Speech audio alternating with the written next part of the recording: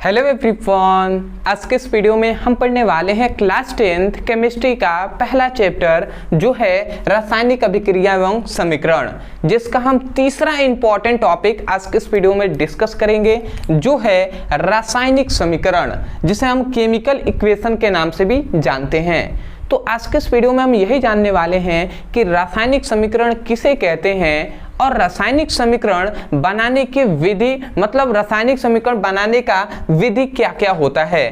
तो आज के इस वीडियो में हम पूरा डिटेल में एक्सप्लेन करेंगे। आप भी जानते हैं कि मैं जो भी टॉपिक पढ़ाता हूँ मैं 90% यही चांसेस होता है कि आपको वीडियो में ही याद करा देना, और याद भी आपको होता होगा। जिस तरीके से आप कमेंट करते हैं मुझे आशा है कि आपको याद भी हो जाता होगा। तो चलिए हम स्टार्ट करते हैं, ठीक है। तो सबसे पहले तो इसको आपके बोर्ड एग्जाम की दृष्टि से आप इसको इम्पोर्टेंट के श्रेणी में आप इसको रखेंगे, ठीक है। आप जानते भी होंगे कि रेगुलर आपको सुबह में 7 बजे आपके लिए वीडियो आता है, ठीक है, जिसमें हम क्लास 10th का आपको पढ़ाई कराते हैं, ठीक है। तो अभी न्यू सेशन स्टार्ट हुआ है, तो आप ऐसे ही पढ़ाई करते रहिएगा। डिस्क्रिप्शन में, हर वीडियो के डिस्क्रिप्शन में आपको फिजिक्स और केमिस्ट्री दोनों का प्लेलिस्ट का लिंक हम देंगे, जिस पे आप क्लिक करेंगे तो आपको चैप्टर वाइज सभी वीडियो मिलेंगे इंपॉर्टेंट, तो वहां से आप पढ़ाई कर लीजिएगा, ठीक है। तो देखिए केमिकल मतलब इक्वेशन क्या होता है, तो यहाँ पे हमने सिंपल में लिख दिया है, बट यहाँ पे अभी आपको ध्यान नहीं देना है। आपको हमें केवल यही बताना है कि देखिए रासायनिक समीकरण हम किसे कहते हैं। तो कोई भी रासायनिक अभिक्रिया है तो किसी रासायनिक अभिक्रिया के विवरण को छोटे रूपों में लिखना ही रासायनिक समीकरण कहलाता है। समझ में आया? मतलब हमने क्या कहा कि कोई भी रासायनिक अभिक्रिया है उसके विवरण को छोटे रूपों में लिखना ही क्या कहलाता है? रासायनिक समीकरण कहलाता है। उदाहरण से आपको बेटर समझ में आएगा। पहले ये होता है कि परिभाषा आपको याद हो जाए, ठीक है। तो यही बात हमने यहाँ पे लिखा हुआ है परिभाषा में कि किसी अभिक्रिया के विवरण को, किसी अभिक्रिया के विवरण को छोटे रूपों में लिखना रासायनिक समीकरण कहलाता है। सॉरी, रासायनिक अभिक्रिया हमने लिख दिया था गलत से, रासायनिक समीकरण कहलाता है। इतनी बात आपने समझ लिया। अब आते हैं कि सर इसका एग्जाम्पल क्या होगा, आप सोच रहे होंगे। तो चलिए हम एग्जाम्पल से भी समझते हैं। सिंपल में यहाँ पे हम एग्जाम्पल दे देते हैं। जैसे मैं यहाँ पे लिखता हूं कि मैग्नीशियम के तार को, ध्यान से समझेंगे,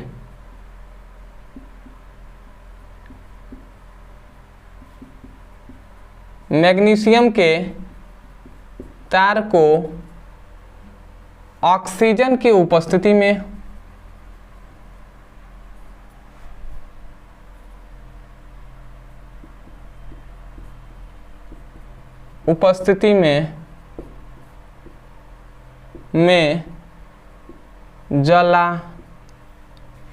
जलाने पर या गर्म करने पर क्या होता है? मैग्नीशियम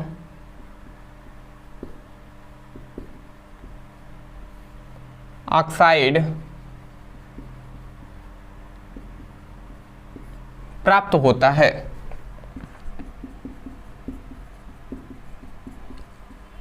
तो यहाँ पे हमने एक बात लिखा है कि मैग्नीशियम के तार को ऑक्सीजन की उपस्थिति में जलाने पर मैग्नीशियम ऑक्साइड प्राप्त होता है। ये क्या है? रासायनिक, मतलब ये एक रासायनिक अभिक्रिया है। अब इस रासायनिक अभिक्रिया देख रहे हैं कितना बड़ा हमने लिखा हुआ है।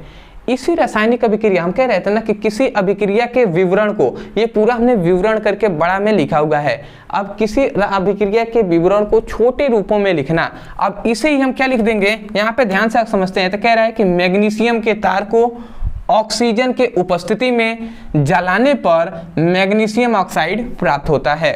तो इसी विवरण को हम छोटे रूप में कैसे लिख सकते हैं? हम लिख सकते हैं कि मैग्नीशियम के तार को, मतलब Mg को ऑक्सीजन की उपस्थिति में, ठीक है, ऑक्सीजन की उपस्थिति में यदि हम गर्म करते हैं, ठीक है, या जला देते हैं, ठीक है, ये डेल्टा का जो चिन्ह आपको दिखाई दे रहा है त्रिभुज का, जलाना या गर्म करना होता है। तो मैग्नीशियम को ऑक्सीजन की उपस्थिति में हम गर्म करते हैं या जलाते हैं तो हमें क्या मिलता है? मैग्नीशियम ऑक्साइड प्राप्त होता है। तो देखिए ये हमने सिंपल में, छोटा में ये हमने लिख दिया। अब इसी को देखकर हम ये भी बोल सकते हैं मैग्नीशियम के तार को ऑक्सीजन के उपस्थिति में गर्म करते हैं या जलाते हैं तो मैग्नीशियम ऑक्साइड प्राप्त होता है। ठीक है। तो वही हमने कहा हुआ था कि किसी अभिक्रिया के विवरण को छोटे रूपों में लिखना ही क्या कहलाता है, रासायनिक समीकरण कहलाता है। ये एक क्या है, रासायनिक समीकरण है। ठीक है। अब इसे चाहे तो आप संतुलित भी कर सकते हैं। यहाँ पे 2 ऑक्सीजन है तो अब 2 ऑक्सीजन हो गया, 2 मैग्नीशियम तो यहाँ पे 2 आप कर देंगे मैग्नीशियम हो गया। ठीक है। तो ये आपका एक रासायनिक समीकरण का एग्जाम्पल हो गया। आशा करते हैं आप समझ गए होंगे। अब आते हैं कि रासायनिक समीकरण को लिखने की विधि क्या होता है, मतलब रासायनिक समीकरण को हम कैसे लिख सकते हैं, इसे हमने कैसे लिखा। तो रासायनिक समीकरण को लिखने के लिए आपको कुछ बातों को जानना आवश्यक होता है। मतलब रासायनिक अभिक्रिया जो होता है, जो रासायनिक अभिक्रिया ऊपर हमने लिखा हुआ है, नीचे रासायनिक समीकरण, तो रासायनिक अभिक्रिया को रासायनिक समीकरण में परिवर्तित करने के लिए, बदलने के लिए, चेंज करने के लिए हमें कुछ बातों की जानना आवश्यक है। अब वो कौन कौन सी बातें हैं, सब कुछ हमने नीचे लिखा हुआ है। सबसे पहली बात तो ये होता है कि देखिए, कोई भी ये जो दिखाई दे रहा है, कोई भी मैग्नीशियम ऑक्साइड है, तो इन सभी का आपको सूत्र पता होना चाहिए। मतलब जो अणु सूत्र होता है, या हम कह सकते हैं इनका जो संकेत होता है, प्रतीक होता है, वो आपको पता होना चाहिए। ठीक है।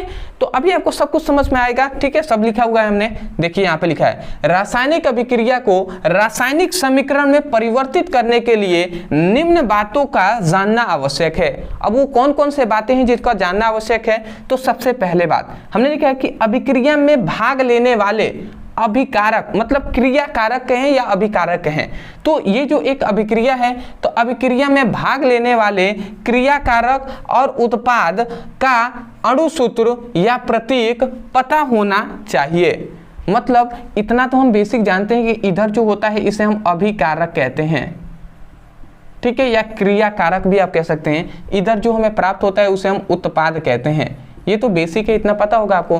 तो यहाँ पे यही कहा जा रहा है कि किसी अभिक्रिया में भाग लेने वाले जो अभिकारक होते हैं या उत्पाद होते हैं, उनका अणु सूत्र आपको पता होना चाहिए। मतलब ऑक्सीजन का अणु सूत्र क्या होता है, तो O2 होता है। ठीक है। मैग्नीशियम ऑक्साइड का अणु सूत्र MgO होता है। तो ये सभी आपको पता होना चाहिए।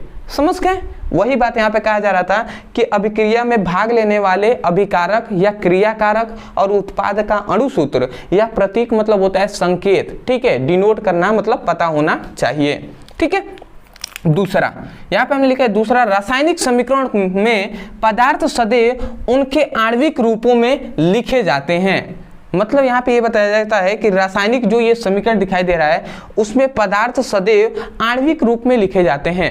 आणविक रूप का मतलब क्या होता है कि मतलब ऑक्सीजन है,